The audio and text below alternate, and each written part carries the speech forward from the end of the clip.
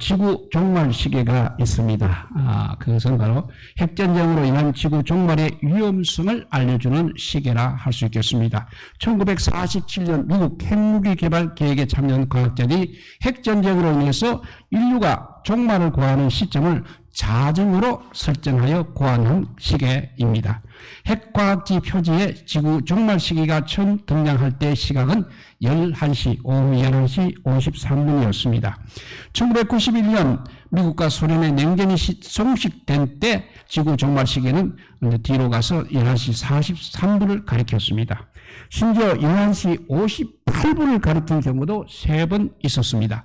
1953년 미국과 소련이 수소폭탄을 시험할 때, 그리고 2018년 북한의 핵위협이 고조될 때, 그리고 세 번째는 2020년 핵전쟁의 위협에 기후변화의 위험이 더해질 때 58분까지 갔다고 합니다. 특히 2020년에는 20초가 더 당겨져서 자정 1분 40초 전, 즉 11시 58분 20초까지 가리켰다고 합니다. 그때는 정말 종말이 아주 임박했다는 의미를 우리에게 보여주는 것입니다. 헬라어에 보면 시간을 뜻하는 단어가 두 가지 있습니다. 우리 잘 아는 크로노스와 카이로스가 있습니다. 크로노스는 모든 사람에게 주어진 일정적인 시간을 가리키고 있고, 반면에 카이로스라는 것은 우리 하나님께서 정하신 특별한 시간을 가리키고 있습니다. 하나님께서는 모든 일을 이렇게 무계획하게 되는 대로 즉흥적으로 절대 행하지 않으신다는 것입니다. 하나님의 시간 계획표가 있다는 말씀이 되겠습니다. 그래서 사도 바울은 갈라디아에 있어서 예수님께서 하나님 때에 맞게 이 땅에 오셨다고 이렇게 말씀합니다. 갈라디아서 4장 4절 보면 때가 참에 하나님이 그 아들을 보내사 여자에게 나게 하시고 했습니다. 사도 요한은 요한복음에서 하나님의 때에 맞게 행동하는 예수님의 모습을 묘사하고 있습니다. 그리고 요한복음 2장 4절 그리고 7장 6절에 예수님은 내 때가 아직 이르지 아니하였노라고 말씀하고 있습니다. 그리고 요한복음 7장 30절과 8장 20절에도 사도 요한은 그의 때가 아직 이르지 아니하였음이라고 표현하고 있는 것입니다. 오늘 마가복음 13장은 종말을 말씀하시는데 예수님은 마가복음 13장 32절에 이렇게 표현하고 있습니다. 그날과 그때는 아무도 모르나니 하늘에 있는 천사들도 아들도 모르고 아버지만 아시느냐 했습니다. 하나님이 정하신 종말의 때 예수님께서 재림하실 때가 분명히 정해져 있다는 말씀입니다. 그때가 지금 시시각각 다가오고 있는 것입니다. 우리는 그날과 그때를 정확하게 알지 못하기 때문에 임박한 종말신앙을 항상 갖고 살아야 하는 것입니다. 임박한 종말신앙을 가질 때 우리가 특히 두 가지를 주의해야 하겠습니다. 하나는 재림의 때에 너무 관심을 갖는다는 경우입니다. 역사적으로 볼 때 AD 476년 서로마 제국이 멸망할 때 사람들은 세계에 종말이 왔다고 말했습니다. 그리고 또 로마 교황 측은 AD 999년 12월 31일에 예수님께서 재림하신다고 공식적으로 발표하기도 했습니다. 또 안식교회의 교주인 윌리엄 밀러라는 사람은 1843년 3월 21일부터 1844년 3월 20일까지 1년 사이에 예수님께서 재림하신다고 날짜까지 제시를 하였습니다. 또 여호와의 정리는 1914년에 예수님께서 재림하신다고 주장하다가 번복하기도 했습니다. 우리나라의 시한부 종말론자는 1992년 10월 28일 자정에 예수님께서 재림하신다고 예언을 했습니다. 예수님께서는 분명히 재림의 때는 하나님의 비밀이라고 말씀하셨습니다. 그런데 사람들은 여전히 재림의 때에 이렇게 깊은 관심을 가지고 있는 것입니다. 그런데 반대로 종말에 대하여 다른 하나는 너무 무관심하는 경우가 있다는 것입니다.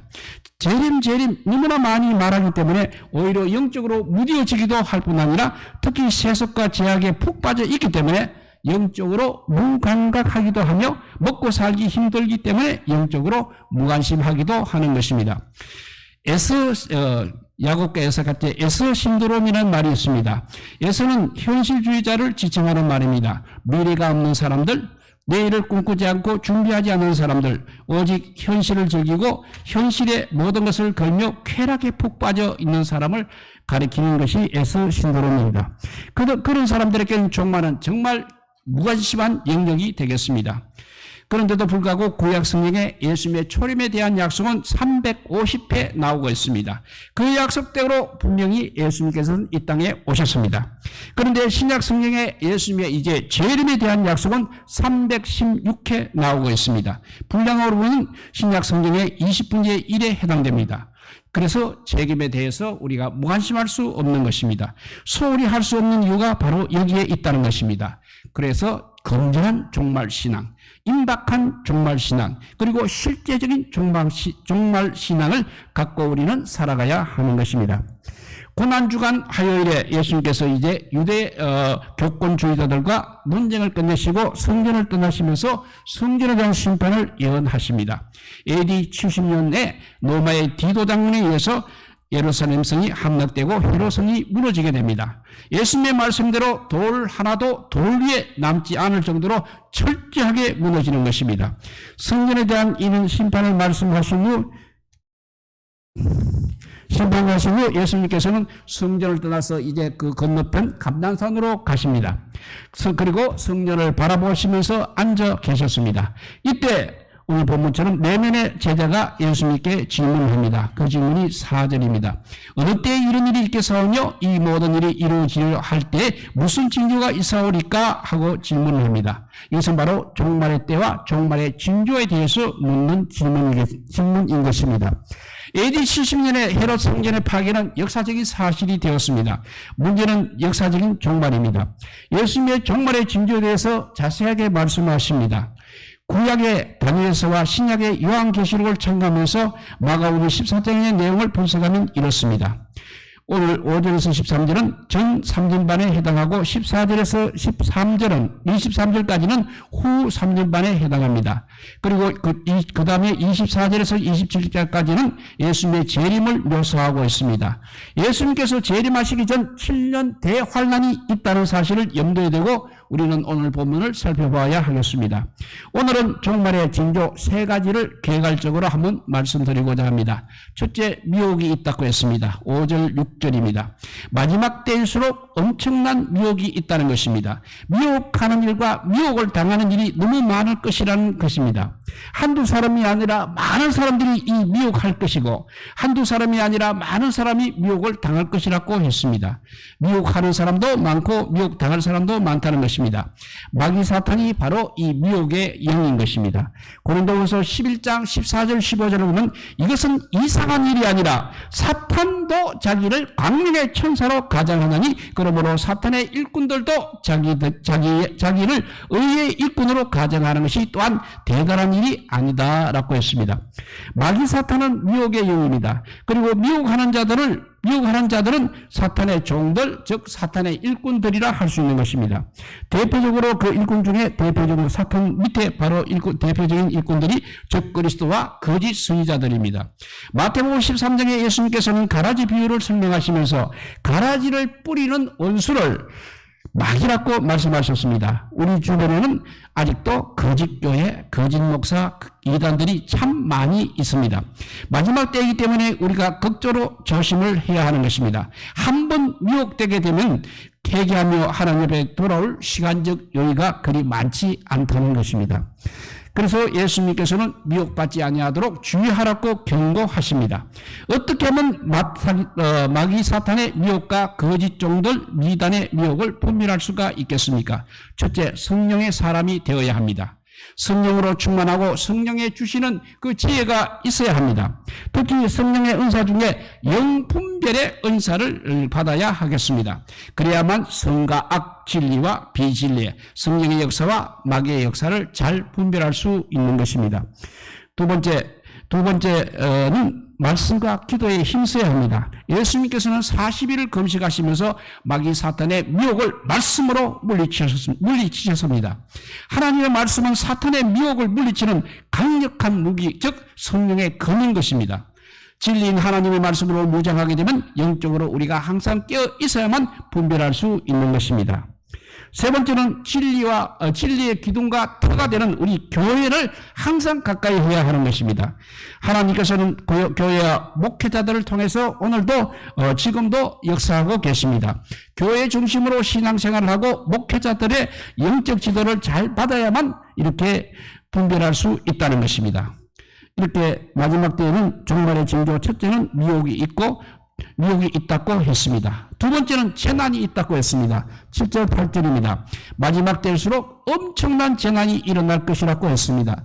요한계시록은 예수님께서 재림하시기 전에 7년 대환란이 있고 그때 인재앙 또 나팔재앙, 대접재앙이 차례로 일어난다고 말씀하고 있습니다. 특히 요한계시록 6장부터 인재앙이 시작되고 있습니다. 어린 양이 인을 떼실 때마다 엄청난 재난이 벌어지는 것입니다. 계시록 6장 17절을 보면 진노의 큰 날이 이르렀으니 누가 능히 서리오 라고 했습니다. 인류의 역사상 전무후무한 엄청난 재난이 일 것이라는 것입니다. 재난에는 두 가지가 있습니다. 전쟁과 같은 인재가 있고 그 다음에 지진과 기근과 같은 천재가 있습니다. 인류의 역사는 그야말로 한마디로 전쟁의 역사라고 할 수 있는 것입니다. 통계에 의하면 5,500년 역사 동안 무려 1만 4천회 이상의 전쟁이 발생했습니다. 평균적으로 매년 2.6회 이상인 것입니다. 실제로는 현대 올수록 전쟁의 발발 빈도가 점점 많아지고 있습니다. 또한 전쟁의 규모도 엄청나게 증가하고 있습니다.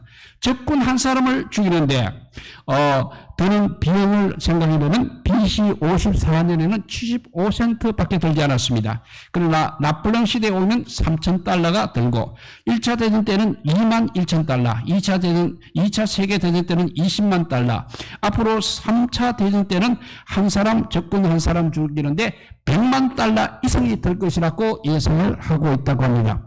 성경에 의하면 마지막 때 전쟁은 아마겟돈 전쟁이라고 하고 있습니다. 자연재앙도 갈수록 심각합니다. 세계 도처에 지진이 너무나 끊이지 않고 있습니다. 기록에 의하면 18세기에는 지진이 640회였습니다. 19세기에 가서는 2119회, 20세기에서는 2만 회가 되었습니다. 갈수록 증가하고 있다는 것입니다. 기근도 이제 세계적인 문제가 될 것입니다. 세계 인구의 6분의 1이 하루에 $1 미만으로 생활하는 절대 빈곤 상태입니다.